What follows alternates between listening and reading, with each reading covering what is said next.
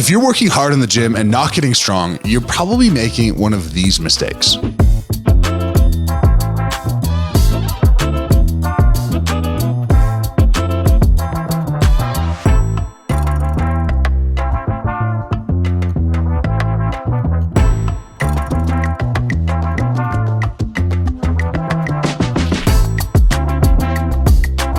Well, maybe not one of those mistakes, but you're probably making one of the 4 mistakes I'm about to show you. Come with me and I'm gonna tell you how to avoid them. Now, mistake number 1 is gonna be something you're doing in the gym, and this is an inability to brace properly. Now, bracing is the way that we translate power from our lower body to our upper body. I talk about this all the time, and there's a very easy way to know if you're doing this correctly. Practicing this while you're seated is gonna be one of the best ways to be able to gauge how good you can brace and actually how you can practice your brace. So stay seated. I'm gonna pop my shirt off so you can get a visual on what you're supposed to feel, but there's a very easy cue to know if you're doing this correctly. Now, our lungs are passive tissues, and they are either expanding outwards with intercostal muscles or expanding downwards with our diaphragm. And you need to build the skill of expanding your lungs downward with your diaphragm. Now, what does that look like? Well, if we breathe with our intercostals, ribs come up, shoulders come up.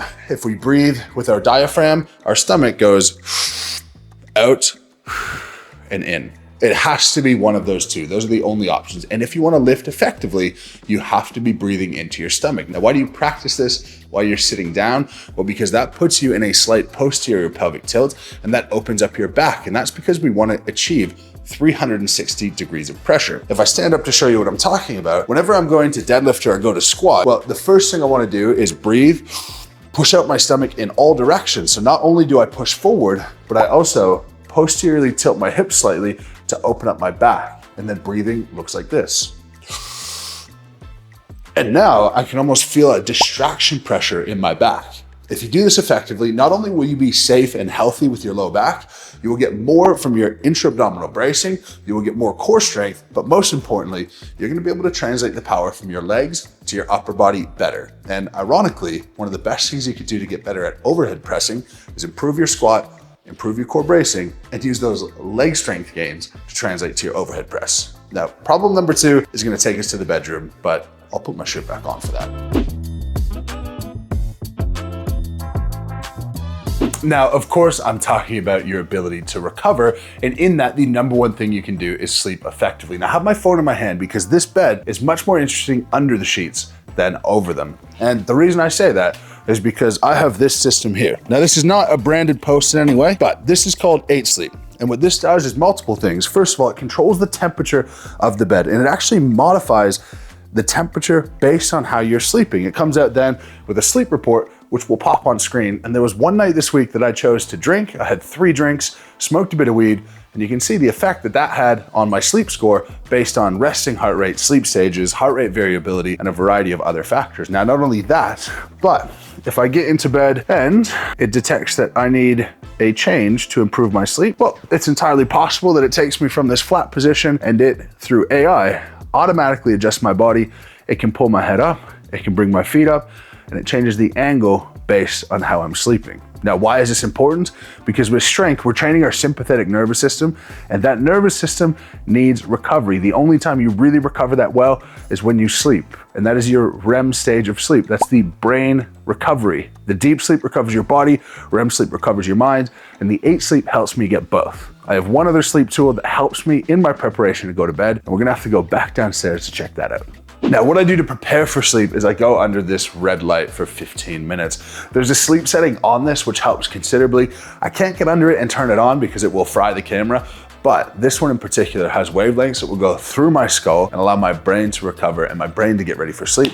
And that setting is what I use. It takes about 15 minutes. Really simple, really easy, but helps me get to bed faster and helps me get into the deep sleep better so that my body can recover. In order for my body to be able to recover, of course, I need to be able to give it the nutrients to recover, and a lot of you are getting that wrong. So let's go back up to the kitchen and talk about nutrition, which is problem number 3. Biggest mistake number 3 is going to be your nutrition. Now, I've done many videos covering full days of eating, so I'm gonna show you guys something I haven't really showed before. But generally speaking, if you hit your calories, you hit your protein, you eat relatively well, that's mostly enough to be able to make progress. But if you wanna go 2, 3, 4 steps further, This is what that often looks like. Now, these are a whole whack of pills that I take on a daily basis, partially for my physical recovery, partially for my mental recovery, and partially for my mental health. And I find if I'm in a good headspace, that's when I can make the most strength gains. And everyone else is much the same. So say something like St. John's wort, really useful for things like depression and anxiety. I take all of these things every day, and it requires a lot of planning. So I have to split this up into afternoon pills, evening pills, and morning pills. On top of that, I have a whole bunch of supplements that I take. So I take my beef pills, which is beef heart and beef liver that I've done with Higher Healths. I also take a greens powder, mutant greens powder. And I put all of these powders, from the greens to electrolytes to creatine, all into a bag. So I can just do this really simply in the morning, but I would be taking about 25 products every day. Is this necessary for you? Not really. You getting your nutrition right is really important, but know that if you take multiple steps forward, this is what a professional athlete can look like when they take it to the extreme. And problem number 3 is that you eat shitty foods. Not that you don't do this, but that you eat hot fried foods, you eat high inflammatory foods, and you eat things that aren't getting you to your goals. If you need to hit your calories, focus on the 80-20 rule, 80% healthy food, 20% filling calories, and keep your fats low. That's the best advice I can give overarching to people who want to become strong.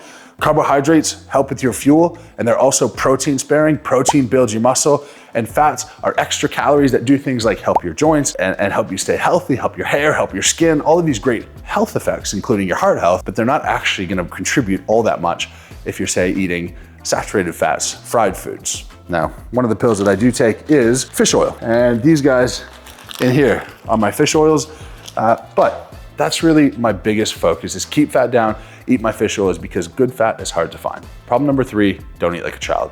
Let's kick on to problem number 4. Problem number 4 is you're trying to train like a bodybuilder.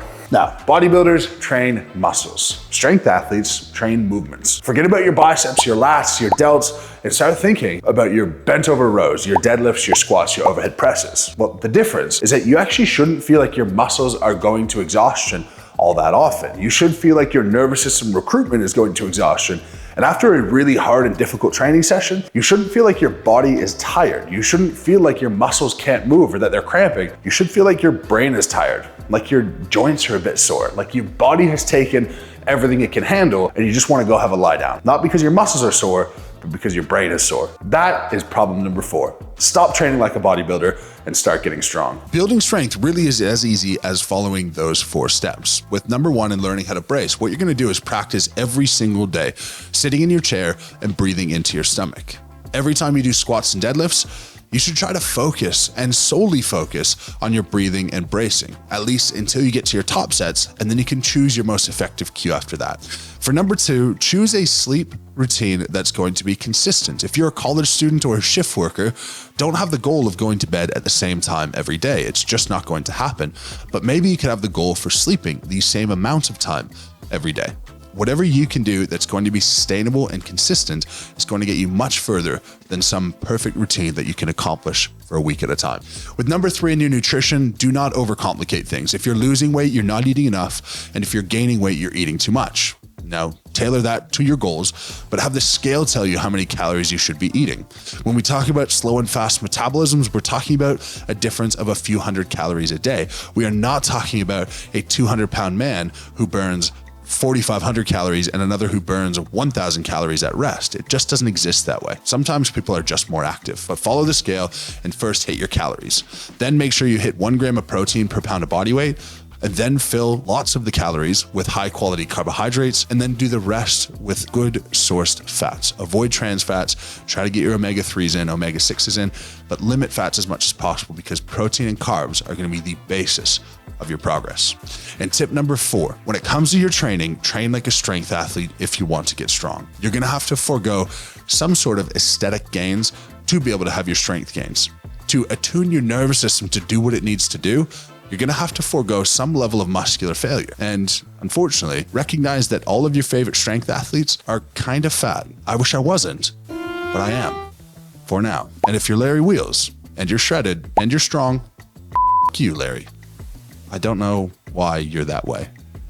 You'd be a lot stronger if you were fat. Be fat and make me feel better about myself. Love you. Thanks guys for watching. As per usual, lift heavy, be kind. Basic advice implemented and basic principles implemented over a long period of time are going to get you where you want to go. Measure progress over years and several years, not over days, weeks, months, or single training blocks. Most importantly, enjoy the process. Lift heavy, be kind. Subscribe to the channel if you haven't already, and we'll catch you tomorrow.